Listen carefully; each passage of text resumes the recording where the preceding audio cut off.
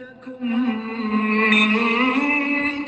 أمة يدعون إلى الخير ويأمرون بالمعروف وينهون عن المنكر وأولئك هم المفلحون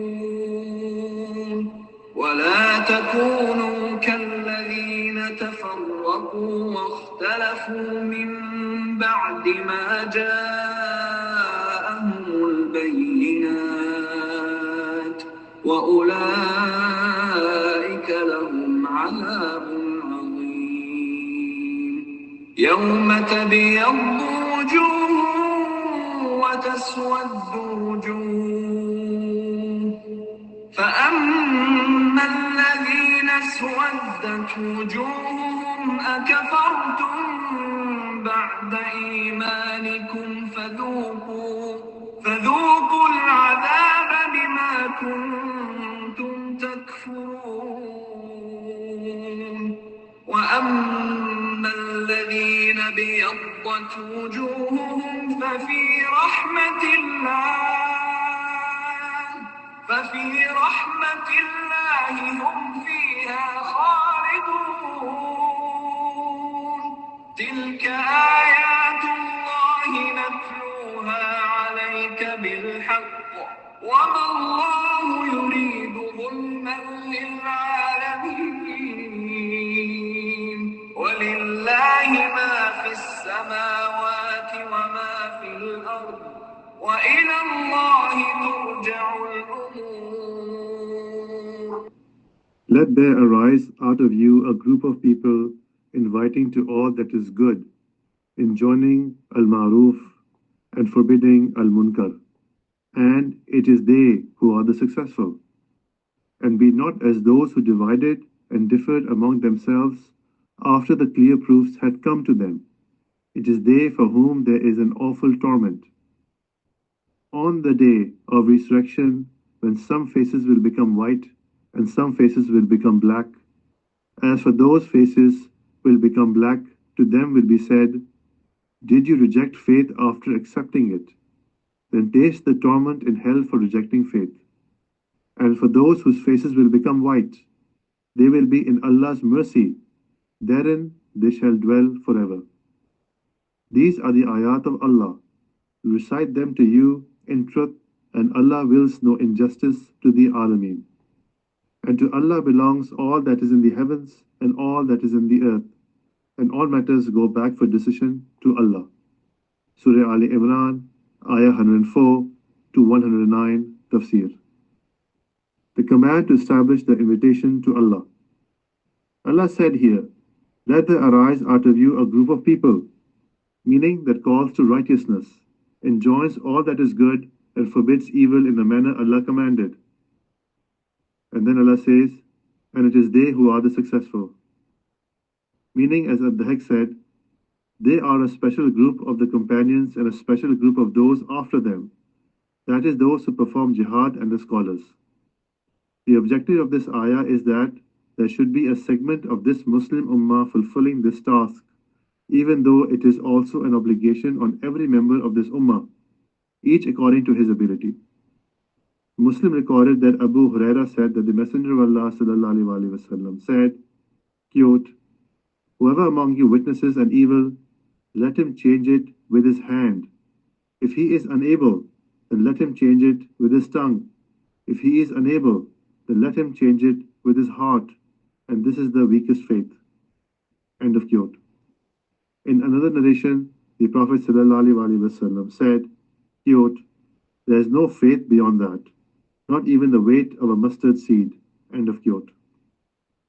Imam Ahmad recorded that Hudayfa bin al-Yaman said that the Prophet ﷺ said, quote, by he in whose hand is my soul, you will enjoin righteousness and forbid evil, or Allah shall send down a punishment from him to you. Then you will supplicate to him, but he will not accept your supplication. End of quote. At-Tirmidhi also collected this hadith and said Hasan.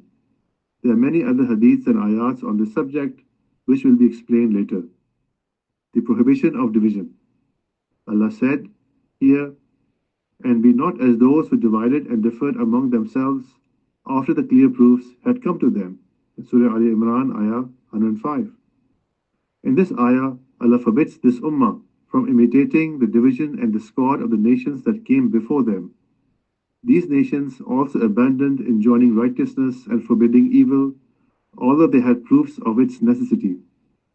Imam Ahmad recorded that Abu Amir Abdullah bin Luhay said, "We performed Hajj with Muawiyah bin Abi Sufyan.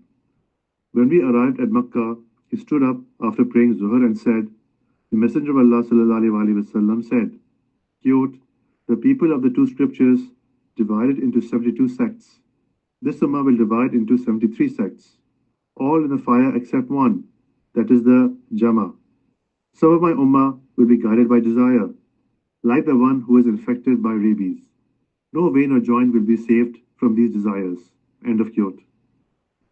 Muawiyah said next, "By Allah, O Arabs, if you do not adhere to what came to you from the Prophet ﷺ, then other people are even more prone not to adhere to it." Similar was recorded by Abu Dawood from Ahmad bin Hanbal and Muhammad bin Yahya. The benefits of brotherly ties and unity and the consequences of division on the day of gathering. Allah said next, "On the day when some faces will become white and some faces will become black," meaning on the day of resurrection. This is when the faces of the followers of the Sunnah and the Jama will radiate with whiteness, and the faces of the followers of Bid'ah and division will be darkened, as has been reported from Ibn Abbas. Allah said here, "As for those whose faces will become black, to them will be said, did you reject faith after accepting it?" Al-Hasan al-Basri said, "They are the hypocrites." Then Allah says, "Then taste the torment in hell for rejecting faith," meaning this description befits every disbeliever. And then Allah says, "And for those whose faces will become white, they will be in Allah's mercy. Therein they shall dwell forever," meaning in paradise, where they will reside for eternity and shall never desire to be removed. Abu Isa at-Tirmidhi recorded that Abu Ghalib said, Abu Umama saw heads of the Khawarij sect hanging on the streets of Damascus.